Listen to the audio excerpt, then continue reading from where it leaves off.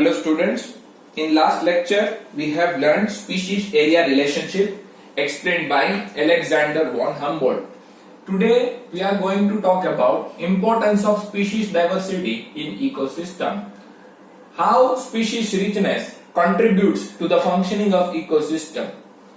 Does the number of the species really matter for the functioning of the ecosystem? That we are going to talk. Okay. So, for many decades, ecologists believed that the communities having more species are more stable than those with less species. Okay, so for many decades, ecologists believed that communities which are having more number of the species are more stable than the communities which are having less number of species. For many decades, ecologists believed that communities which are having more number of species are more stable than those with less number of species. Say for example, two communities are there. One community is having more number of species and another community is having less number of species. So community which is having more number of species will be more stable, and community which is having less number of species will be less stable. This was the belief of ecologists for many decades. And a stable community has three characteristics. A stable community has three characteristics. It shows less variation in productivity from year to year. It shows less variation in productivity from year to year. So, year to year productivity variations are less in a stable community. Okay? Which are the characteristics of stable community? There are three characteristics of stable community. A stable community has less variation in productivity year to year, or year to year productivity variations are less in a stable community. Then it must be resistant or resilient to occasional disturbances, either natural or man-made. A stable community is resilient and resistant. A stable community is resilient and resistant to occasional disturbances, whether they are created by man or by nature. Okay, so the stable community is stable against flood, is stable against or it is resistant against flood, it is resistant against drought. Okay, it is resistant against earthquake. Okay, or it is resistant against storm. So any kind of natural or man-made disturbances cannot disturb the stable community. And it is resistant to invasion by alien species. A stable community is resistant to invasion by alien species. So any alien species entering into that community cannot disturb the community. So these are the three characteristics of a stable community. What are they? They are it shows less variation in productivity from year to year. It is resistant and resilient to occasional disturbances, whether they are man-made or natural, and it is resistant to invasion done by alien species. So these are three characteristics of a stable community. And what is the importance of stable community? Who proved that the stable community is very much important for the functioning of ecosystem, or who proved that species richness is very important for stable community and stable community is very much important for functioning of the ecosystem? So who proved relationship between species richness and stability, and who proved relationship between stability and functioning of the ecosystem? So that was proved by David Tillman. Okay, David Tillman proved relationship between species richness and stability of the community, and he also proved stability of the relationship between stability of community and functioning of the ecosystem. Okay, so David Tillman did outdoor plots experiment and proved that. David Tillman did what? He did outdoor plots experiment, and he proved that plots with more species show less year-to-year variation in biomass. Those plots which were having more species were showing less variation in biomass from year to year. That was proved by David Tillman. So practically, relationship between species richness and stability or productivity was proved by David Tillman. Okay, he proved that plots with more species show less year-to-year variation in biomass. it means they are stable. And he also showed that high diversity contributes to high productivity. He also showed that high diversity contributes to high productivity. So these are the two conclusions given by David Tillman by performing outdoor plots. So students, in this paragraph we are trying to explain that more number of the species will result in high productivity, and that high productivity is very much important for functioning of ecosystem. Okay, we have not learned the chapter 14, that is ecosystem. In ecosystem we will talk about productivity. Okay, productivity is a process which occurs in the ecosystem. So here we are just giving brief about productivity, that productivity is very much important for functioning of the ecosystem, and that productivity comes because of high species richness. Okay, it comes because of species richness. So for many decades ecologists believed that communities having more species are stable in compared to those which are having less species. And a stable community has three characteristics. It shows less variation in productivity from year to year. It must be resistant or resilient to occasional disturbances, whether they are man-made or natural, and it is resistant to invasion done by alien species. And who proved relationship between species richness and stability? Who proved relationship between species richness and functioning of the ecosystem? That was proved by David Tillman by doing outdoor plots experiment.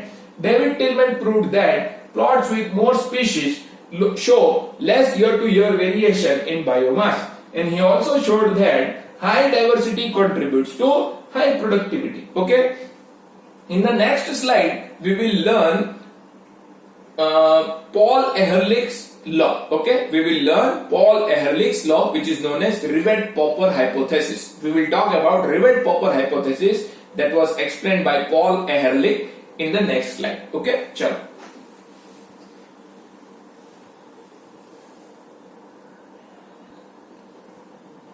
So students, we said that David Tillman proved relationship between species richness and stability of community.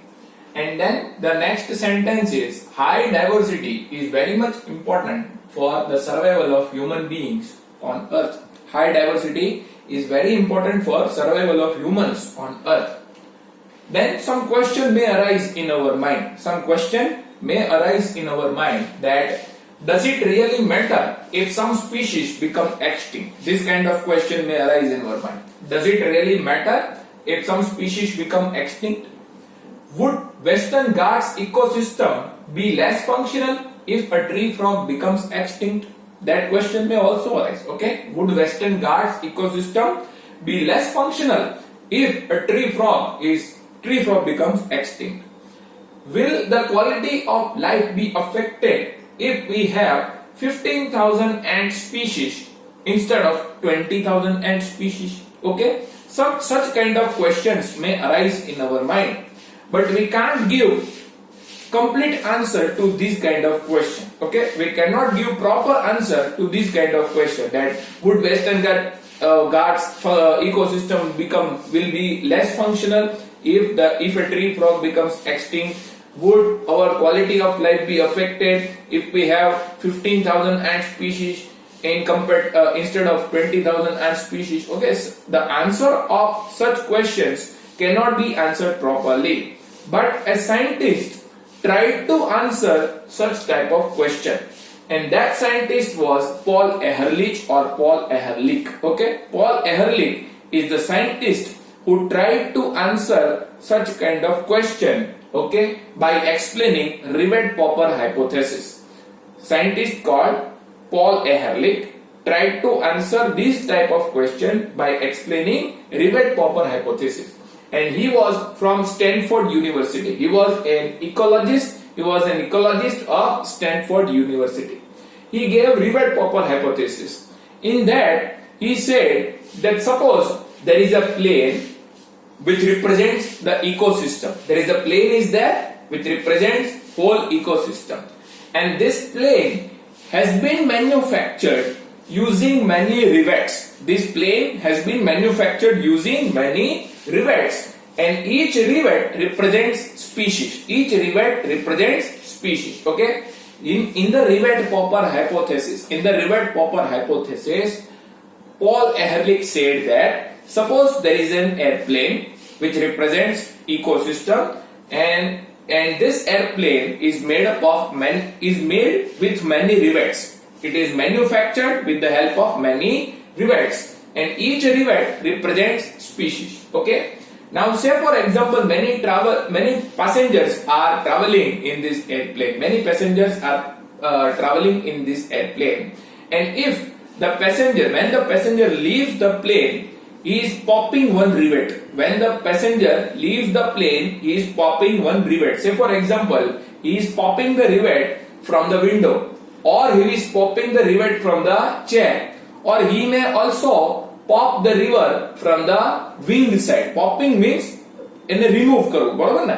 Airplane માંથી તમે rivet ને remove કરો, that is known as popping. Okay, when the passenger leaves that plane, suppose if he is popping the rivet from any one side, either from the window side or from the chair side or from the wing side. Okay, so say for example, if the passenger is popping the rivet from the window, means he is removing one rivet. It means that he is removing the species. Okay, so if he is removing the species from the window side, then the functioning of this airplane will not get disturbed. Okay, so if the species is removed from the less important part of the ecosystem, then the ecosystem will continue to function. Okay, if the species has been removed from the less important part of the ecosystem, then the functioning of the ecosystem will not get disturbed. Okay, say for example, if the passenger is popping the rivet from the window side, then the functioning of the airplane will not get disturbed. Okay, and journey will be safe. The journey will not be affected. In the same manner, if we remove the species from the less important part of the ecosystem, then the functioning of the ecosystem will not get disturbed. Okay, and in the same manner, if we remove the rivet from the chair side, then also the journey will not be affected. Then also the functioning of the airplane will not be affected. If we remove the species from the less important part of the ecosystem, okay, then the functioning of the ecosystem will not get disturbed. Okay, but consider if the passenger is removing the rivet from the wing side, then what will happen? Then the journey will be in danger. So if we lose some key species from the ecosystem, then the functioning of whole ecosystem may get damaged. Okay, so Paul Ehrlich said that the functioning of ecosystem will get damaged only if the key species are removed. If less important species become extinct, then the functioning will not be affected. Okay, so Paul Ehrlich gave Rivet-Popper hypothesis. In the Rivet-Popper hypothesis, he tried to explain that whether species is playing a key role in the ecosystem or not, that is the deciding factor for the functioning of ecosystem. If the species is not so much important, then if it becomes extinct also, then also the functioning of ecosystem will not be affected. But if the species is playing a key role in the ecosystem, then if it becomes extinct, then the functioning of the ecosystem will be affected. Okay, so in the Rivet-Popper hypothesis, the Paul Ehrlich tried to explain the importance of species, whether the species is a keystone species. The species which is playing a vital role in the ecosystem is known as keystone species. Okay, in this plane, the keystone species are present on the wing side. Okay, or means key rivets are present on the wing side. If we remove that rivet, then the journey will be in danger. But if we remove the rivet from the window side or from the chair side, then the journey will not be in danger. Okay, so by explaining Rivet-Popper hypothesis by using an example of the airplane, Paul Ehrlich tried to explain the importance of species in the ecosystem. If the species plays vital role in the ecosystem, which is known as keystone species, and if that species become extinct, then the journey or the functioning of ecosystem will be affected. And if the species is not playing the vital role in ecosystem, then the journey will not be affected and the ecosystem will continue to function as normal. So today, students, we try to understand importance of diversity in ecosystem. We began with the belief of ecologists that community having more species are more stable in compared to those which are having less species. Then we said the three characteristics of stable community, and then we talked about David Tillman's outdoor plot experiments, and then we asked some question. That does it really matter if we lose one tree frog of Western Ghat? Would ecosystem of Western Ghat be less functional if one tree frog is lost?